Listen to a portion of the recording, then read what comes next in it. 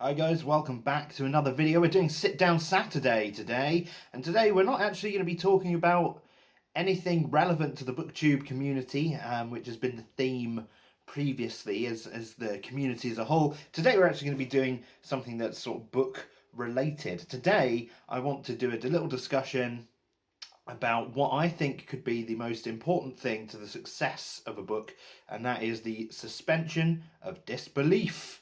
Which is a term I'm sure everyone has heard in school or online, just in discussions of books, when people say, oh, I didn't like this book, the suspension of disbelief for me was shattered when that happened. That's a phrase that's commonly talked about. But I think it's not often that we hear anyone really sort of codify what suspension of disbelief really is, why it's important not to break it, and sort of how it gets broken. And that is something I'm going to discuss today. So first of all, what is the suspension of disbelief and what happens when it is inevitably shattered shattered apart like a bit of glass? So the suspension of disbelief is the process that we go through in our minds of convincing ourselves for a little while that what we are reading is not total nonsense and not totally made up rubbish. So for example, this is going to be most prevalent when you're reading fantasy and science fiction. You need to be able to suspend your disbelief that the powerful man is in fact a wizard that can cast fireballs from his hands, and that needs to not it means to not break the illusion basically of the book. When you're writing a book, you are essentially casting an illusion that for a little while everything you're reading is totally real and totally legit, and that's how you buy into it.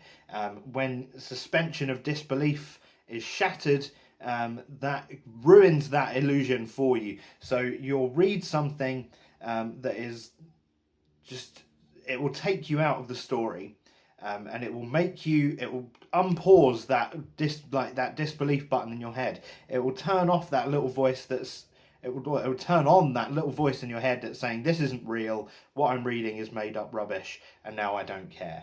And that's what happens when your suspension of disbelief is broken.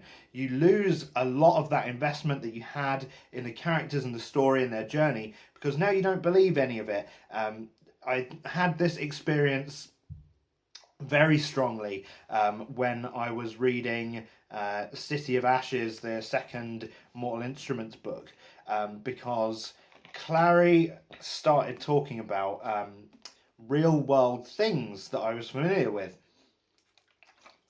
So in amongst all of this talk about demons and vampires and werewolves, she suddenly mentioned to another character, oh, you would like Naruto, the manga.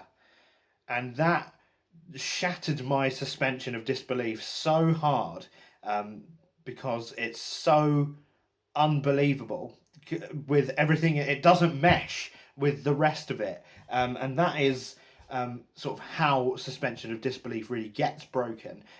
There is a way of constructing things in a story in fiction where you get to allow yourself to buy into it because it all makes some sort of sense. That is where, in fiction, at least in science fiction, fantasy, genre fiction, that's where world building becomes really important, because you need to develop a consistent tone throughout your book, and a consistency in how things work and why things work and what people believe in, how people act. That is really important to do from a world building aspect, and that's why we do world building. So it establishes that set of rules for us as a reader. In contemporary fiction, it's not as important to do world building because we already have that baseline of reality. So we can much more easily suspend our disbelief if people just act how we would in the real world. But obviously, I'm not a wizard. I need to know that Harry Potter's decisions, for example, I need to know that Harry Potter's decisions about what he does and how he reacts to things are congruent with the world that he's in, not the world that I'm in. So I need to know how that world works in order to judge if it is meshing properly. And that is, when that doesn't happen, is when suspension of disbelief happens. If you have got a character, this is a big one as well in the latest season of Game of Thrones. So I guess I'll hold up this pen. So mute the video until this pen is gone if you don't want latest season of Game of Thrones spoilers. And I will begin doing them right now. So, in the latest season of Game of Thrones, Littlefinger's character became completely ruined for me. My suspension of disbelief with the entire series was just torn apart based on the actions of this one character. And that is because all throughout the series, all 6 series leading up to this, Littlefinger has been this really conniving, maniacal sort of chaos is a ladder climbing up this chain of events. He's very much been a reactive character to things going on, with a scheme and a plot that he's just sort of conjured up out of the sort of changing scenarios. That is what Littlefinger's character is. That is how he has reacted to situations up until this point. And I was brought in to Littlefinger being that kind of character. In this latest season, a lot of things were happening around Littlefinger that he just didn't react to at all.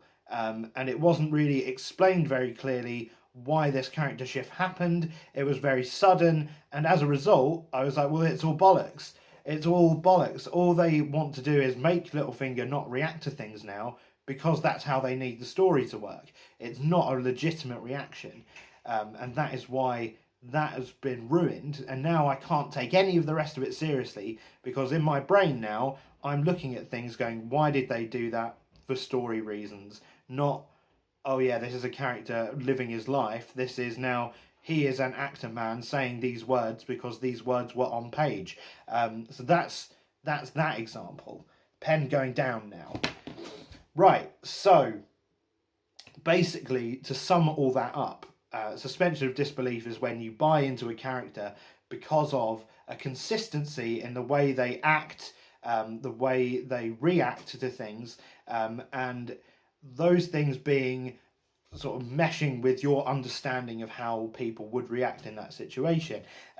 If you see a fight scene, this is a good general example. If you see a fight scene with a character who is supposed to be super badass, and then when they go into the fight, they react the same way you do in a fight, which is to run away and be scared of fights. That's your suspension of disbelief shattered, because you're like, well, why did that character do that? That's not consistent with them. And now now you're seeing the words on the page and you're analysing it as though it was more clinical. You're not invested in it anymore.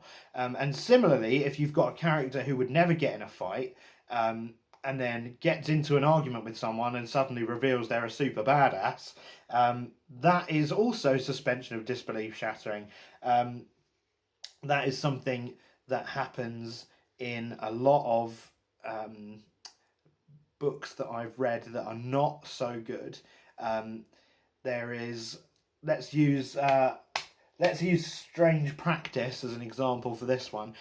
The character in that is meant to be a doctor, but spends the entire novel solving a mystery, which in the world that they built, which they didn't really do a lot of, I don't know, is that a thing? Why is there no magic police? Why is there no any of this? If there's a whole community with a GP, if there's a whole community of this, why is the GP suddenly being the one that needs to solve this crime? And that's why you find yourself in like slasher films shouting at the characters, no, what are you doing? I would never do that in that situation. And that's why you can't really buy into those things as much. You get more buy-in when characters react the way you expect them to react, either because it's been built up that they will react that way, or because you understand that that's how you would react in that situation. I think a good example of this recently has been Turtles All the Way Down by John Green. And although I haven't read that book, hearing people talk about it, a lot of the comments I'm hearing are, I really think this book understands me. You know, I was invested in this because the character thought the way I thought, and that is building suspension of disbelief and maintaining it in a correct way where people can now relate to this character better because they see themselves in it, and at no point are they thinking, well, they're just doing that because of the story. It's a more genuine, authentic reaction. So how do we, as writers, stop breaking people's suspension of disbelief? The key is going to be in world building. And consistency and authenticity when you're writing the character, basically. If a character acts the way you have set them up to act, you'll be fine. It's not that difficult. As long as you don't set up loads of stuff and then contradict it, your audience will be brought along for the ride.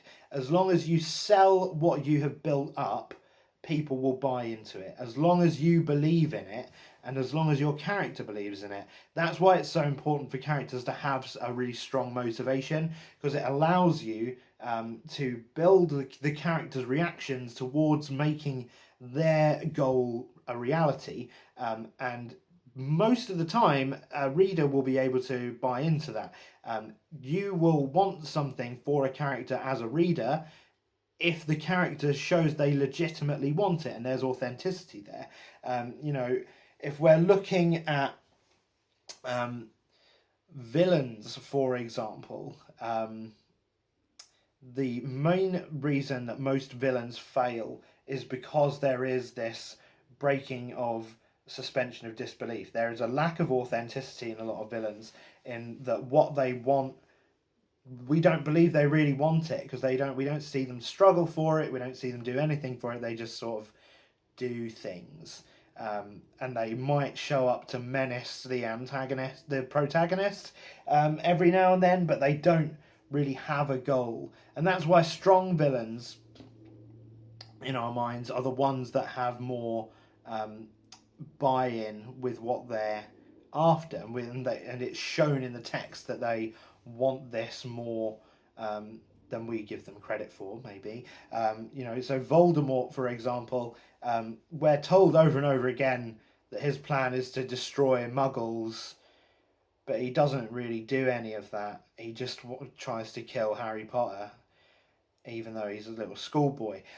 So he wants to do that, and I guess like his motive is to kill Harry Potter, but he spends a lot of time not doing that as well. And it's all a bit weird. I don't like Voldemort as a villain. I think he's really weak as a villain. I think a lot of people buy in more to Snape because his motivation is something that you have authenticity for. Like his reactions, like all of his actions throughout the series make perfect sense with what his motivation is, and that's why we buy into him more as a character. So I'm getting a little bit off track now, and this video's gone on really sort of long enough, but that was just my little talk about suspension of disbelief, why it's important, and how you can sort of maintain it to make your stories better as a writer, if that's something you are interested in doing. So please do like and subscribe to my channel if you want more discussions like this, and if you enjoyed this video, and leave in the comments down below some of the moments that you found most suspension of disbelief shattering, or yeah, so tell me all the moments that you found that shattered your disbelief the most, and if you have any other thoughts on this issue, and I will see you next time. Bye.